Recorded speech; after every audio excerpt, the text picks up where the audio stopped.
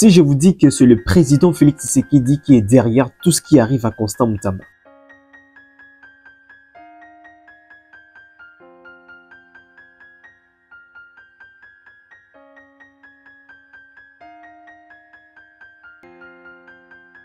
Après avoir regardé cette vidéo, tu seras choqué par de révélations qui se cachent derrière cette affaire de Constant Mutamba.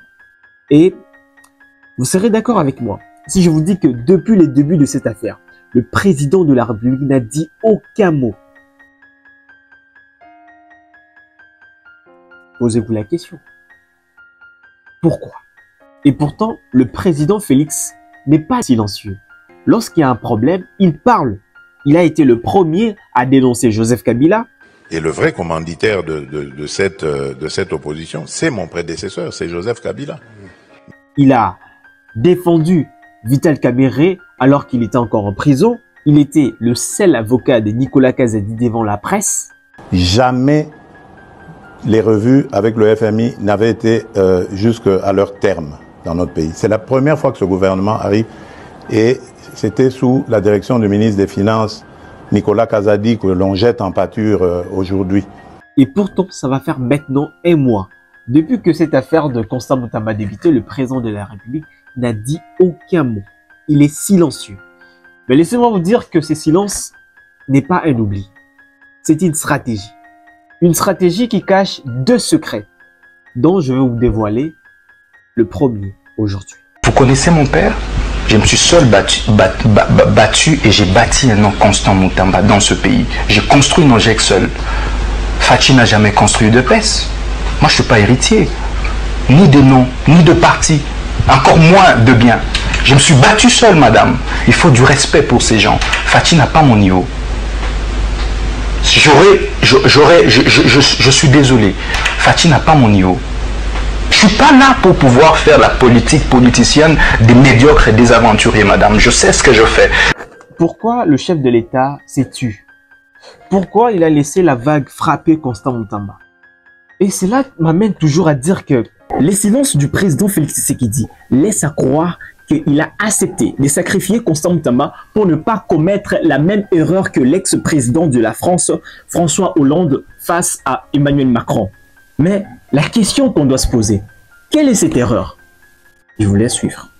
Il n'a rien vu venir. François Hollande a d'abord trouvé des excuses à son ambitieux ministre. Quand Emmanuel Macron surprend tout le monde avec la création de son mouvement, le chef de l'État prend d'abord sa défense. Un ministre veut dialoguer avec les citoyens, ça s'appelle faire de la politique et faire en sorte que les convictions puissent être partagées. Sourire crispé d'Emmanuel Macron, le poulain se croit même autorisé à amplifier sa démarche, ce qui lui vaut un recadrage cinglant. Il sait ce qu'il me doit. C'est une question de loyauté personnelle et politique. Mais bientôt, la relation quasi filiale entre les deux hommes se dégrade et François Hollande ne parvient plus à masquer son agacement. Ici, à Chartres, il tente de garder le contrôle sur son turbulent ministre. À plusieurs reprises. Emmanuel Macron qui depuis 3 mois multiplie les provocations jusqu'à ce meeting où il ne cache plus ses ambitions, tacle les promesses non tenues, allusion à peine voilée à François Hollande. En 2014, il le réintègre et est finalement nommé ministre de l'économie, de l'industrie et du numérique. Pour la petite anecdote, il devient le plus jeune ministre de l'économie depuis Valéry Giscard d'Estaing. Bref, reprenons. Parmi les mesures phares du passage de Macron en tant que ministre de l'économie, on peut citer l'élargissement du travail à dimanche, la création de lignes de car nationales et la libéralisation des professions réglementées. Tout ça était regroupé dans la fameuse loi Macron, qui a suscité pas mal de réticences à l'époque, notamment au sein de l'Assemblée nationale, ce qui a d'ailleurs poussé le gouvernement à activer le 49.3 pour la faire passer. Et c'est aussi à ce moment qu'il va connaître une véritable ascension médiatique. D'un visage qui ne disait rien à personne, Emmanuel Macron va devenir une figure familière.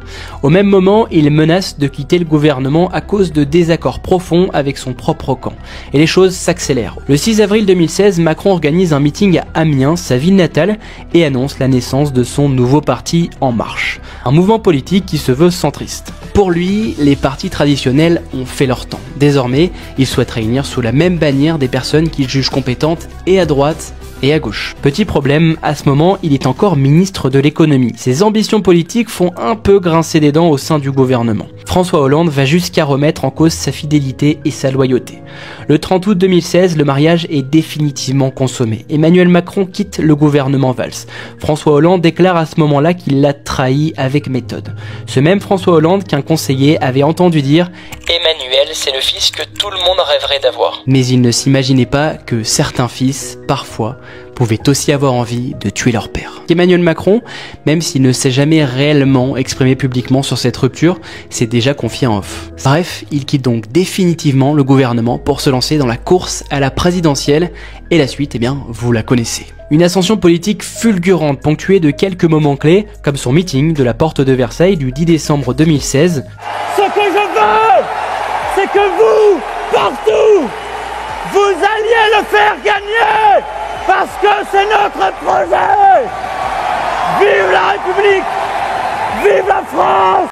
Là, c'est clair. On comprend directement que le chef de l'État a été conseillé par son entourage, pourquoi pas aussi par des Américains qui sont ses nouveaux partenaires, qu'il ne faut pas intervenir. Il ne faut pas intervenir dans l'affaire de Constant Moutamba, comme il a, parce que le chef de l'État intervient toujours, intervient par des déclarations, par ses sorties médiatiques. On l'a vu avec Nicolas Kazadi, il a fait la même chose, il a défendu Nicolas Kazadi. Un coup de fil du chef de l'État me dit, voilà, vous n'êtes pas encore parti, je dis non. C'est une stratégie. Ouais, c'est ce que je constate. Pourquoi? Parce que dans la politique, ou soit en politique, lorsque un allié devient de plus en plus populaire, comme Constant Moutamba, trop visible, trop puissant, il devient dangereux. Un danger qu'on n'attaque pas de front parce que nous sommes dans un pays démocratique, mais un danger qu'on laisse tomber toute seule.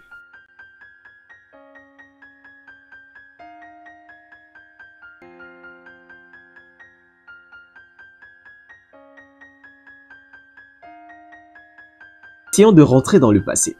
Juste après sa nomination, Constant Moutamba était devenu en quelques mois un phénomène politique. Il organisait des auditions populaires, ce que moi j'appelle des réunions de masse dans des communes de Kinshasa. Il prenait des décisions radicales. Et toko étendre peine de mort même à l'endroit ya ba détourneur mi biambongo ya l'État. O ibimbongo ya l'État yo pe ozala condamné à mort pour na ozala exécuté. Il avait un langage tranchant. Ministre de la Justice, Petata Mokonzi Amoka, Azali fragile vis-à-vis de la magistrat. Et surtout, une popularité qui commençait à faire de l'ombre au chef. Et là, sur le réseau, au marché, au Parlement, une question revenait. Est-ce que ces gars-là visent pas au plus que le ministère? C'est la réponse, c'est la question qui revenait à tout moment. On se disait, mais est-ce qu'il ne vise pas 2028? Raison pour laquelle il est trop visible dans le média, dans les réseaux sociaux. Est-ce que ce n'est pas en préparation des élections présidentielles de 2028? Et si tu regardes bien cette histoire, c'est la même en France entre Emmanuel Macron et François Hollande en 2016. Emmanuel Macron était ministre de l'économie sous François Hollande. Il était populaire, il avait la presse, il parlait bien, il séduisait, mais François Hollande n'a pas vu le danger venir. Il la regardait et il le faisait confiance. Résultat, Macron l'a dépassé, Macron l'a remplacé, Macron a pris sa place, Macron est devenu président. Emmanuel Macron quitte le gouvernement Valls. François Hollande déclare à ce moment-là qu'il l'a trahi avec méthode. Vous comprenez que le président Félix Tshisekedi est plus malin. Et n'oublions pas, Macron, c'est son ami. Ils ont le temps de parler, ils ont le temps de causer. Je suis sûr que Macron lui a parlé de ça. Que ce ministre que vous êtes en train de laisser prendre le dessus, prendre le devant, attention. Parce que c'est cette méthode que j'avais utilisée contre François Hollande pour devenir président de la France. Aujourd'hui, Constant Moutamba est tombé sans que le président de la République ne salisse le main. Ces genres d'histoires, on les voit partout. En Russie, le Premier ministre Dmitri Medvedev a présenté ce mercredi au président Vladimir Poutine la démission de son gouvernement. Il sera chargé d'expédier les affaires courantes jusqu'à la nomination d'un nouveau gouvernement. Une annonce qui en suit une autre, celle de Vladimir Poutine, qui a dévoilé ce mercredi une série de réformes de la Constitution qui doivent renforcer les pouvoirs du Parlement tout en préservant le caractère présidentiel du système politique. Dmitri Medvedev avait occupé le poste de président de 2008 à 2012, quand pour des raisons constitutionnelles, Vladimir Poutine avait dû céder le Kremlin pour le poste de Premier ministre. En 2012, les deux hommes avaient échangé leur rôle. Vous comprenez, lorsqu'on observe cette histoire de Poutine, on se rend compte que certains dirigeants ne nomment pas de collaborateurs. Non, non, non, ils ne nomment pas de collaborateurs, ils nomment le fusible. D'ailleurs, le politologue Gaël Bristieux explique dans ses travaux sur le dynamique du pouvoir que certains chefs d'État gouvernent non pas avec des idées, mais avec une forme identitaire du pouvoir. D'ailleurs, il va encore plus loin en disant que le pouvoir, c'est leur image et tout ce qui la trouble doit être éliminé. Et la politique nous apprend toujours que, là, c'est le livre de 48 lois du pouvoir, je pense. Il nous dit que il ne faut, ça je résume, qu'il ne faut jamais briller plus que le roi. Même quand tu crois être à la lumière, c'est n'est peut-être un reflet prêt à t'atteindre. Soit, je peux dire, prêt à t'éteindre. Mais revenons sur le cas qui nous concerne. Un grand auteur de la communication politique, Thierry Labeurs, si je ne me trompe pas, nous a dit un jour, en politique, celui qui contrôle le message, contrôle le pouvoir.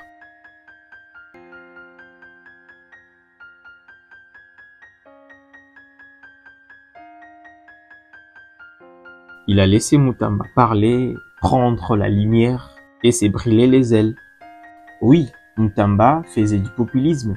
Il parlait au peuple contre les élites, contre son propre système, donc contre le système de l'Union sacrée. Parce que lorsqu'on attaque déjà à des élites faisant partie de l'Union sacrée, on s'attaque directement au système. Mais il faut quand même le reconnaître que en faisant ça, il était devenu le messie des oubliés. Mais ce rôle-là, c'est normalement celui du président. Ouais, pour être honnête, c'est le rôle du président. Aujourd'hui, Constant Moutamba démissionne, et puis dans sa lettre de démission, il reste toujours fidèle, c'est ce qu'on a compris, il reste toujours fidèle au chef de l'État. Donc c'est la même chose qu'on a vu avec Emmanuel Macron après avoir trahi François Hollande. Depuis que j'ai quitté le gouvernement, vous ne m'avez jamais entendu attaquer le président de la République, contrairement à beaucoup, hors du gouvernement et dans le gouvernement parfois, y compris celles et ceux qui appellent à la loyauté. On a compris que c'est la fin d'un rêve, la fin d'un duel silencieux. Le président Félix Tshisekedi a gagné sans lever la voix, comme un maître du jeu, et cette fois, contrairement à François Hollande, qui avait laissé Emmanuel Macron, voilà, planifier son comment on appelle ça, son ascension politique. Un président de la République, ça n'est pas quelqu'un qui est normal dans ses fonctions. Merci. Le problème des derniers quinquennats a été une trop grande proximité avec les journalistes. Je vous remercie pour vos propos. Parce que je vais faire quoi? Je vais aller sur un camion et je vais aller dire avec moi ça fermera pas, et on sait que c'est pas vrai. Merci à vous. Donc oui, je ne suis pas lui. Oui, je suis profondément différent. Vous le faites avec vigueur en tout cas. Mais Félix Tshisekedi, contrairement à François Hollande, lui a gardé la main. Et pour finir, en politique, les lumières attirent, mais trop de lumière te fait disparaître. Et ceux qui brillent trop vite finissent seuls dans l'ombre du pouvoir. C'était Pitiems.